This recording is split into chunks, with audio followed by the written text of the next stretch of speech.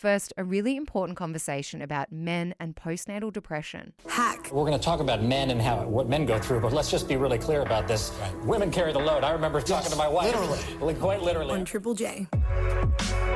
The idea of having kids might freak you out, but some people with babies are actually freaking out a lot too. Like, what the hell do I do with this tiny human, and how often do I need to feed them? And do all babies cry this much?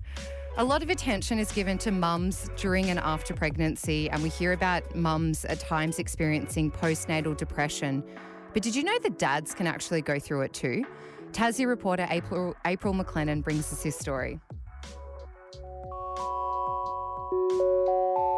If something had happened to Olive throughout the pregnancy period, I would have been distraught. But I look back now and I was like, I didn't really even click that I was going to become a dad until the day we had her, and there was no genuine feeling of connectedness to a fetus. Luke Rigby lives in Launceston in northern Tassie, and he was only 23 years old when he became a dad. His daughter Olive was a whoops baby. To prepare himself for fatherhood, he read all the books about pregnancy and went to every prenatal appointment. But once Olive was born, Luke was really struggling to cope, and it was suggested that he book an appointment with his GP. That 15-minute appointment turned into about 45 minutes of me sobbing and just going I'm really struggling here, things aren't right. I just unloaded a lot of things that had been buried, and my GP is amazing when it comes to mental health. So he was very much you've got depression symptoms. No, we're diagnosing you with postnatal depression. And I was I always knew it was something that could affect women, but had never actually met a man who'd suffered from it before. Postnatal depression can happen to both mums and dads after a baby is born, and it can get pretty bad. That you're unable to sleep and eat, and that your whole being feels really disrupted, and as though, you're not able to find yourself in this new role of parenting. If left untreated, depression can have a really big impact on not only how mums and dads attach and form bonds with their bubs, but how functional they feel in the role of parenting more broadly. That's Julie Borninghoff. She's the CEO of Perinatal Anxiety and Depression Australia. It's also known as PANDA. She says 1 in 10 dads experience perinatal anxiety or depression, and over half of new dads don't seek support during this stressful time. Whether you're expecting your baby or whether you've got your new bub in your arms, really significantly shifts somebody's sense of identity. On the helpline itself, we have dads who have historically reached out for support around how to look after their partners after they've had their baby or during the pregnancy period. But more so that's changed recently, where we're now hearing dads reaching out for support themselves and trying to understand the feelings of stress and anxiety and perhaps frustration that they're feeling with the way that they are, moving through this time in their life. Owen Cooper lives about 30 minutes out of Wodonga on Wiradjuri country. He had similar feelings to Luke when it came to being a new dad. It wasn't really until we got closer to delivery date that I started to get really, really anxious. But it was mostly just about, feeling a bit unprepared, not really sure what's going to happen. To help cope with the anxiety, Owen signed up to SMS4dads. It's a free service that basically works as if your new bub is texting you from their cot or even from inside the womb. Although it's noisy in here, I will be able to hear your voice from about 20 weeks. Try telling me about the things we will do together. So I pass a lot of wind. Well, I'm growing fast, and I have to eat a lot, so my gut is very busy. What's your excuse? Thanks, baby. It's a hell of an adjustment, but a few times a week getting a few messages that might have a few practical tips or just made me feel a little bit, more connected, with other people's experiences and reassured that, what's going on is more or less normal. Dr. Chris May from the University of Newcastle works for SMS4dads. He says the messages are focused on a father's connection with the baby, his partner, and his relationship with himself. And they also text through a mood tracker every few weeks.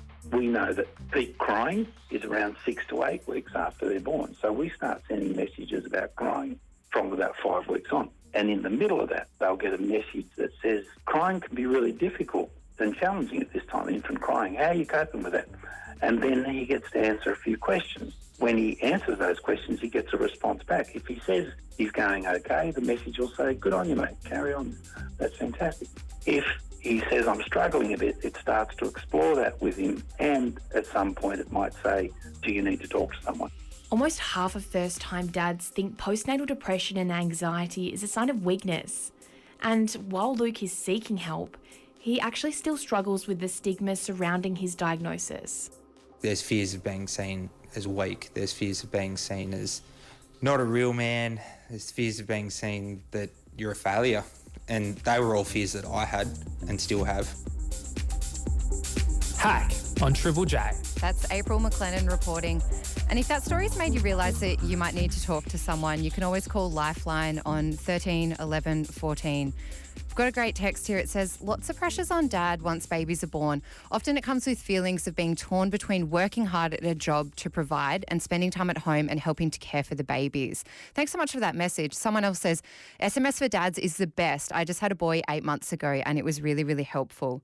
Well, to talk about this a bit more, I've got Mitch McPherson with me from Speak Up, Stay Chatty, and it's a suicide prevention charity that he founded, and it focuses on men's mental health. Mitch, thanks for joining us.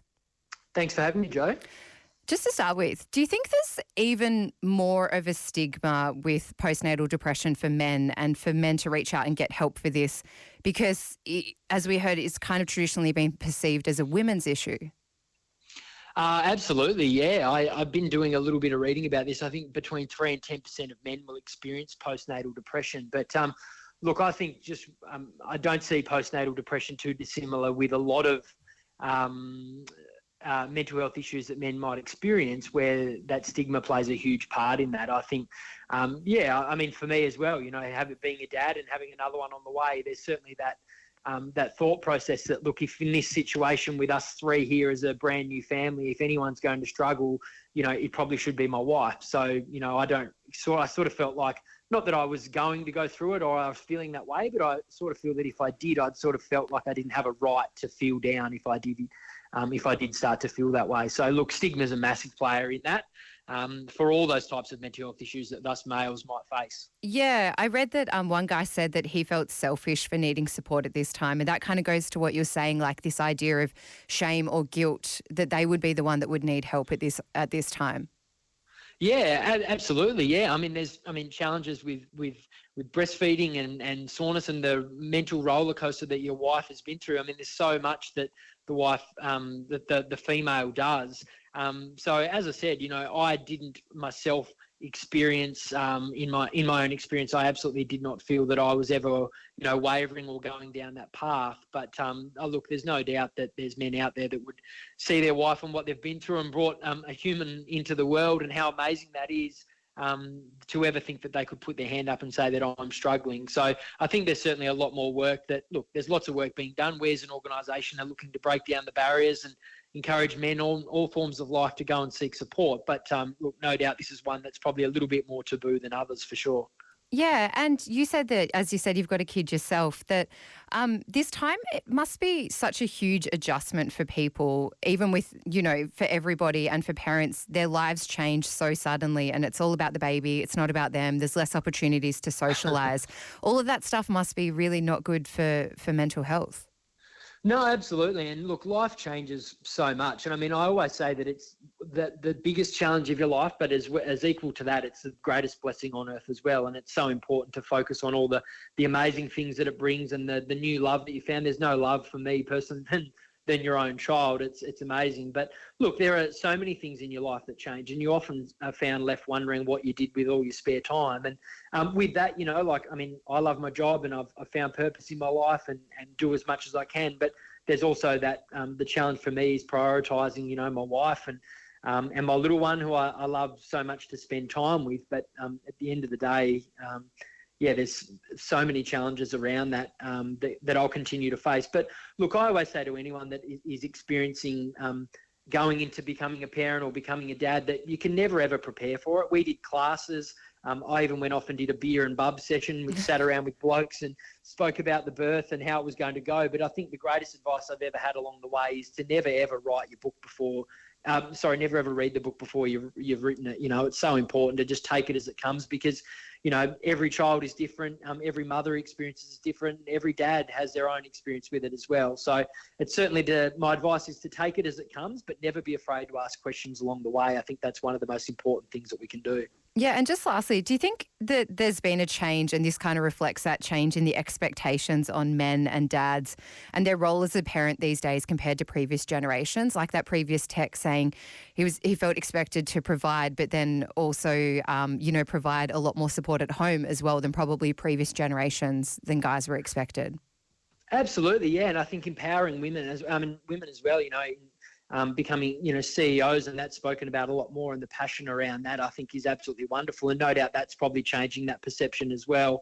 But look, there's absolutely no doubt that there's that expectation for a lot of men, but I think the more that we can have conversations about becoming vulnerable a little bit more, not that those times have changed so much, I think, for men to understand that being vulnerable, having a conversation about how you're feeling, talking about it, and knowing that you don't have to be the front runner all the time will certainly make a male in particular feel more okay about sharing how they're going. But more importantly to that, I think the more people that start to talk about it, the more men that start to fess up that they might be struggling, that's just going to help more and more people. So, look, I think we have come a very long way in terms of men's issues and depression. We're breaking down lots of barriers. Lots more men are reaching out and being comfortable to talk about it. But I'm still seeing that there's lots of work to do. So we still can never, ever get complacent in this space around breaking down barriers for anyone, but in particular for men. Yeah, absolutely, Mitch. Well, thanks so much, and we love what you're doing. So thanks for coming on and chatting. It's a pleasure. Thank you so much. No worries. That's Mitch McPherson from Speak Up and Get Chatty. And on the text line, someone says, it's such a huge change to both parents' life. It's no surprising that men need support too. Hack 35, I think, would be a good age.